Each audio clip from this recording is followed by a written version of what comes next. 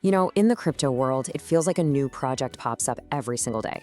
Some of them fade away, but others, like Kadven Crypto, seem to create a massive amount of buzz out of nowhere. So today, we're going to cut through all that noise and break down exactly what this is and what you actually need to know about it. So, if you've been online lately, you've probably seen the name Kadven Crypto trending.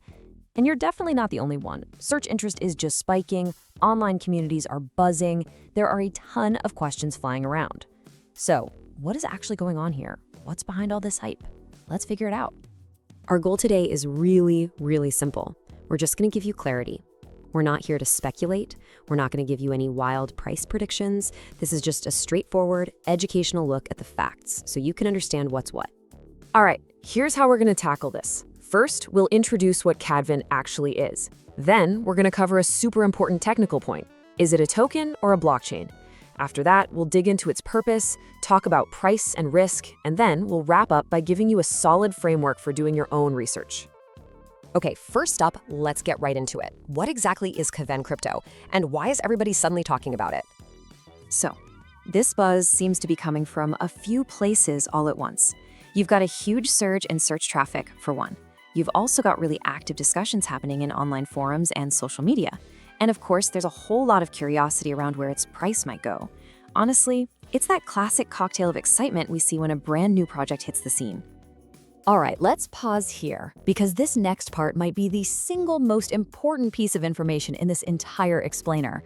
We need to talk about the difference between a token and a blockchain. Getting this right is absolutely essential to understanding what Kadven is, and, maybe more importantly, what it is not.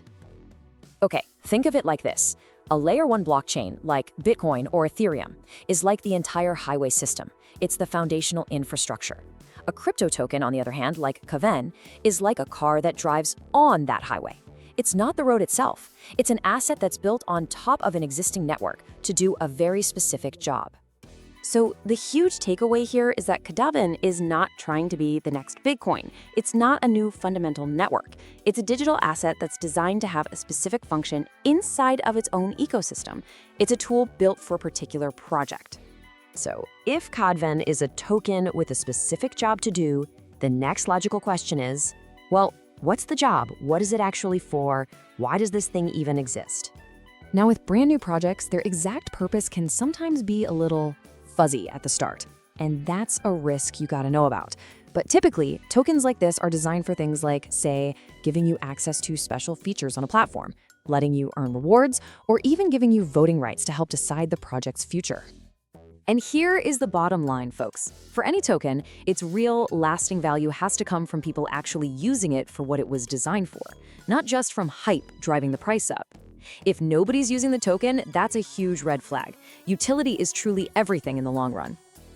And that whole idea of utility versus hype leads us perfectly into the topic that's on pretty much everyone's mind: the price, the speculation, and the very real risks that are always involved. I know. This is the number one question for any new crypto project, right? Where's the price going to go? But you know, just asking for a prediction might be the wrong way to even think about it. The simple truth is, anyone out there who offers you a guaranteed price prediction is selling you hype, not real analysis. The crypto market is just way too complex and way too volatile for anyone to make those kinds of promises. It's just not realistic. So instead of trying to look into a crystal ball, let's look at the real-world things that actually influence price. Ask yourself, is the team hitting its deadlines and development milestones? Are people actually starting to use the token for its intended purpose? What's the overall crypto market doing? And, how easy is it to even buy or sell this thing? Those are the fundamentals that really matter. And you absolutely have to remember this. With any new early-stage project, wild volatility is just part of the deal. The prices can shoot up, but they can also drop just as quickly.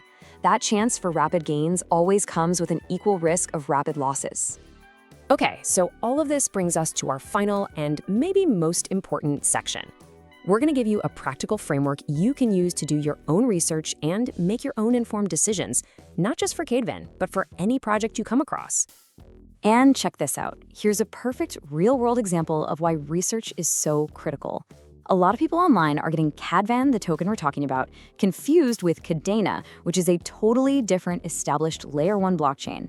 That simple mix-up right there shows you just how vital it is to double-check and verify exactly what you're looking at. So here's a super practical checklist for you. 1. Analyze the project's purpose.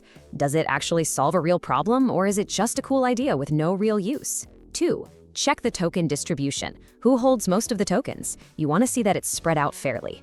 3. Verify the team. Are they public and accountable, or are they anonymous? And 4. Assess their roadmap. Is their plan for the future clear, detailed, and does it seem achievable? You know, this really sums the whole thing up perfectly. Chasing hype is basically gambling. Following verifiable information and really understanding the fundamentals, now that's a strategy. So, there you have it. That's our breakdown of Kadven crypto. We've given you the essential distinctions and a framework to start your own analysis. So now the question really is for you. Using that checklist we just went over, what's the very first thing you're going to go and verify for yourself?